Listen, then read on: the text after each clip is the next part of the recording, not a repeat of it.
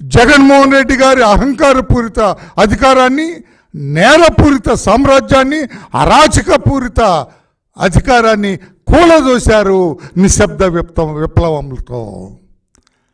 ఆ నిశ్శబ్ద విప్లవాన్ని మీరు గ్రహించలేకపోయారు.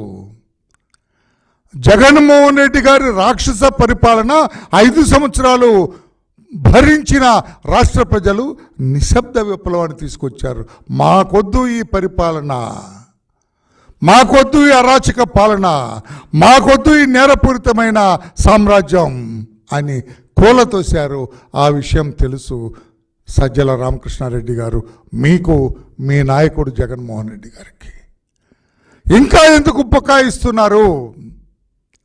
మీకు ఏజెంట్లుగా కూర్చోటానికి కూడా ఇప్పుడు జనం దొరకట్లేదు. నిజం చెప్పండి సజ్జల గారు, పత్రికా సోదరులారా. ఇప్పుడు జగన్మోహన్ రెడ్డి గారి పార్టీ పరిస్థితి ఏమిటంటే రాష్ట్రంలో రేపు కౌంటింగ్ జరగబోతుంది 4వ తారీఖున.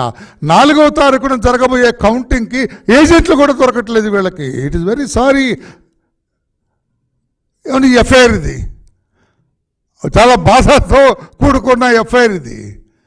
ఏజెంట్లు కూడా ఇంకెందుకు సార్ మనకన్నా అంటున్నారు. ఎందుకంటే మాచర్లలో 202 బూత్లో ఎక్కడైతే గౌరవ ఏంటంటే సభ్యతా సంస్కారాలతో కూడుకున్న మంచివాడుగా జగన్మోహన్ రెడ్డి గారు సర్టిఫికెట్ ఇచ్చిన పిన్నెల్లి రామకృష్ణారెడ్డి గారు బాక్స్ బద్దలు కొట్టారో అందులో నుంచి అక్కడ కనెక్టెడ్ వివిప్యాట్ స్లిప్స్ బయటపడ్డాయి.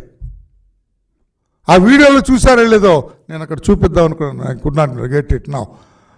అక్కడ పడిపోయినాయి. అవి చూస్తే 26 పడిపోయినాయి, 28 అనుకుంటున్నాను. ఆ 28 వివిప్యాట్ స్లిప్స్ పడిపోతే అందులో 6 వైసీపీ, 22 టీడీపీ. 22 టీడీపీ స్లిప్స్ అంటే ఓట్లు బయటపడ్డాయి. ఇక్కడ 6 అంటే ఈ రేషియోలో అర్థమైపోయింది. అందుకే అతను బాక్స్ బద్దలు కొట్టాడు. నిశ్శబ్ద విప్లవంలో తెలుగుదేశం పార్టీకి బ్రహ్మాండంగా ఓటింగ్ జరుగుతుంది, ఓట్లు వేస్తున్నారు. మనం ఆ అంచనాని అందుకునే రీతిలో లేము అని అతను ప్రతి బూత్ సందర్శించి బాక్సులు బద్దలు కొట్టారని నేను అంటూ ఉన్నాను. ఇంకా ఎందుకు మీరు బుకాయిస్తున్నారు? 6-22 ఈ శాతంలో మీరు ఎందుకు ఏమందుకుంటారు? స్పష్టమైన మెజార్టీతో తెలుగుదేశం పార్టీ గెలవబోతుంది. చంద్రబాబు నాయుడు గారు ముఖ్యమంత్రిగా ప్రమాణ స్వీకారం చేయబోతున్నారు. ఇక మీ ఆగడాలు ఆపండి, మీ అరాచకం ఆపండి. ఇప్పటికే చాలామంది వైసీపీ నాయకులు అండర్ గ్రౌండ్కి పోయినారు, కొంతమంది లేరు. ఎవరైతే నేరపూరిత సామ్రాజ్యాన్ని నిర్మించుకోవాలనుకుంటున్నారో పిన్నెల్లిలాగా వాళ్ళందరూ కూడా పలాయన మంత్రం చిత్తగించారు, పారిపోయారు. పోలీసులకి అందుబాటులో లేరు అనుకున్నారు. అప్పటి పోలీసులు లేదు, పోలీసులు కూడా మారిపోయారు. హోగయా ఓ కామ్.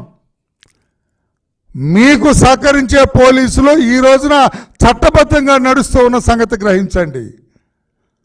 పోలీసులు చట్టాన్ని వారిప్పుడు అనుసరిస్తున్నారు. చట్టం చేతిలో బందీ అయినారు, వాళ్ళు చట్టబద్ధంగా నడుస్తున్నారు.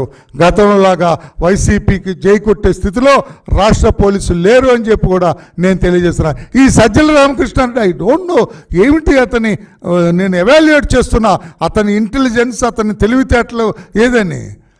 తెలుగుదేశం పార్టీ బాక్సులు బద్దలు కొడితే లేకుంటే రిగ్గింగ్ చేస్తే రీపోలింగ్ అడగాలి కదా, అడగలేదుగా రీపోలింగ్ అని పచ్చి అబద్ధాలు మాట్లాడుతున్నాడు సజ్జల రామకృష్ణ అనే ఒక అవగాహన రాహిత్యుడు. పత్రికా సోదరుల సజ్జల రామకృష్ణారెడ్డి అనే ఒక అవగాహన రాహిత్యుడు.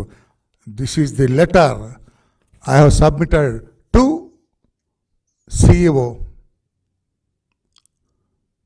చీఫ్ ఎలక్టరల్ ఆఫీసర్ మీనా గారికి ఇచ్చిన లెటర్. ఎప్పుడు? 13వ తారీఖున సాయంత్రం. 13 అంటే పోలింగ్ రోజున. ఏమని ఇచ్చాము?